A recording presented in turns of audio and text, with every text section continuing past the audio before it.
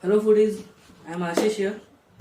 I am back again with another recipe, and that is a Odisha delicacy.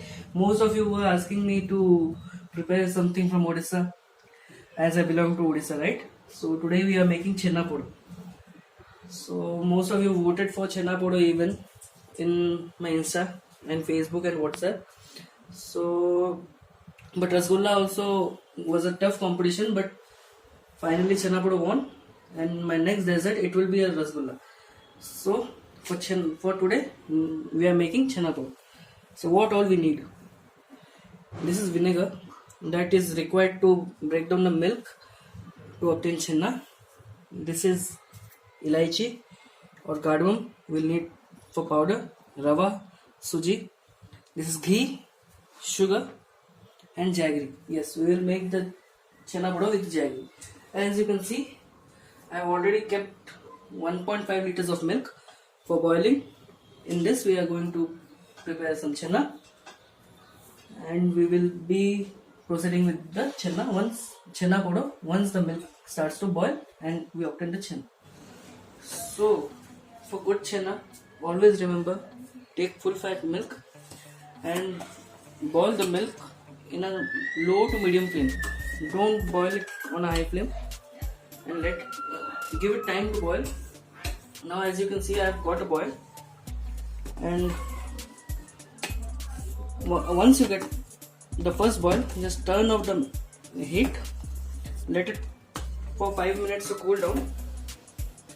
As I have got the first boil, now I am just turning off the heat, and I will allow 5 minutes to the milk to cool down.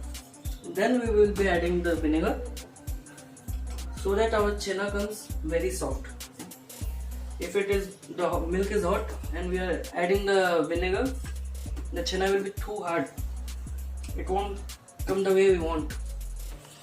So I have left the milk to cool down for 2 to 5 minutes. It is boiled completely. Now we can add the vinegar slowly. You don't want to add the vinegar once at a time.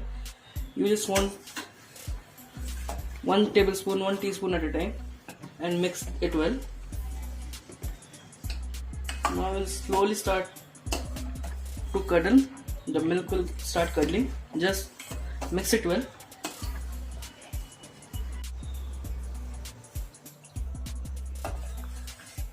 Mix it well. Take time. You need to be patient for preparing a good chenna. So now as you can see, the water is starting to separate and we are getting chenna. And after you prepare the chenna, don't allow it to stay in that hot pan for a long time. It also affects the quality of the chenna. So now you can see the chenna is separating from the milk, and the water and chenna are getting separated. It's the right time. We need to strain the chenna. We don't want any more vinegar in it. It's the right time. Now we are going to separate this. So now we are separating it, and make sure you don't throw the water. The water can be used in various other ways. So never throw the water which you have obtained from the chenna.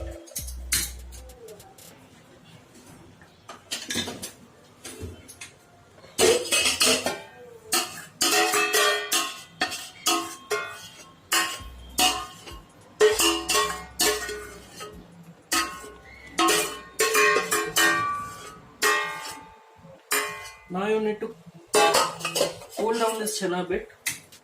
Give it time. So now we are cleaning the chenna because we have added all the vinegar into it, and we need to cool down as well. So we are adding some water. With that, the flavor of the vinegar will go, and we will obtain a good chenna.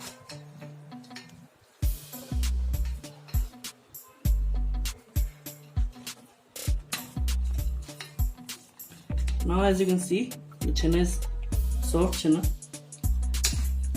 So now we'll start the process of making chenna podo.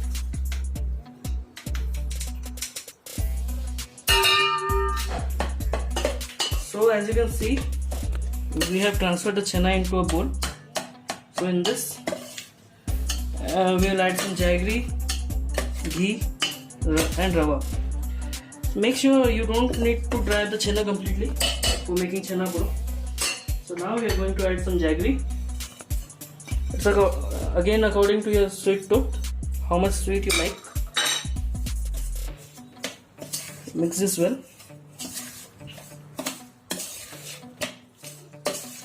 And if it's too dry, you can add the chana water which we have kept.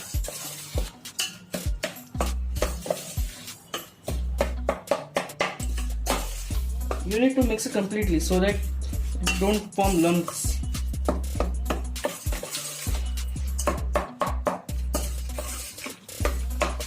Now we'll take some ghee. We'll add in the chana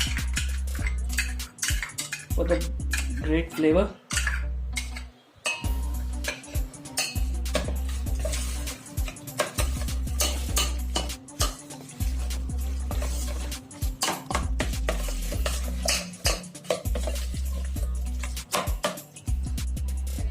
Now we'll take some rava, not too much, just to give it a binding, good binding. We need rava, that's all.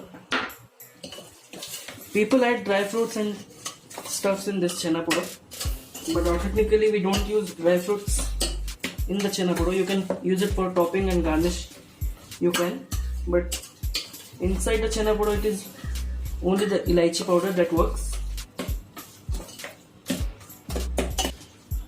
So we have added some elaichi and some sugar, and we have made a powder of it. Now we are going to add it the chana poda.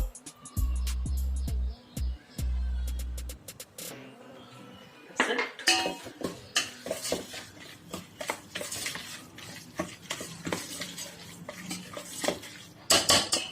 You can never expect Indian sweet without ghee and elaichi powder, right? So now it is a bit dry, so we are adding some chana water according to the consistency you need to add. That's all. Now it's good to go. So normally chana poda is nothing but burnt cottage cheese, right?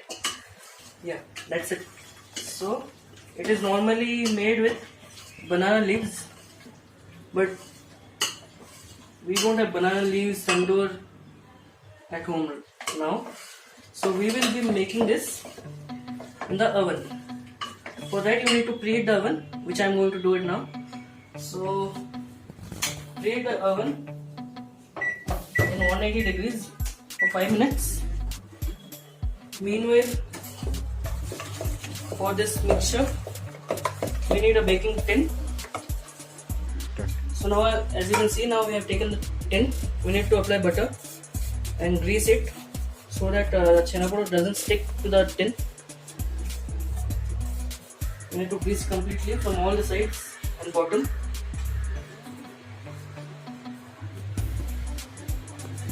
That's it.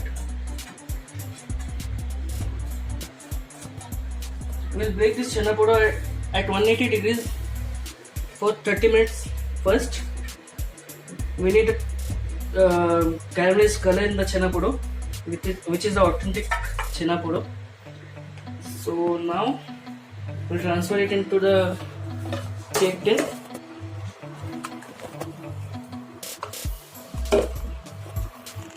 You need to give a shape and remove air bubbles if it is there. That's it. We are good to go.